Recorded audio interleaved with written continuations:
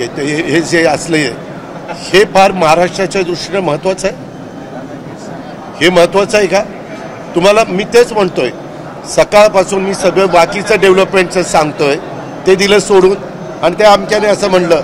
काही लोक विकृत असतात.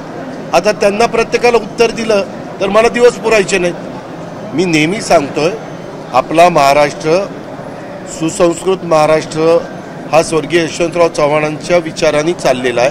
त्यांनी आपल्याला शिकवण दिलेली आहे. त्यामध्ये जनता बारकाईनं बघत असते, कोण कसं बोलतंय, कोण कसं बोलतंय. आम्हाला जे योग्य बोलत नाही त्याची दखल घेण्याचं कारण नाही. आम्ही ते या कानाने ऐकून त्या कानाने सोडून देऊ. त्याच्यामुळं चांगल्या गोष्टीला उत्तर देण्याच्या करता मी बांधीलंय. चुकीचे प्रकार होत असतील तर ते थांबवण्याच्या करता आम्ही लोक बांधील.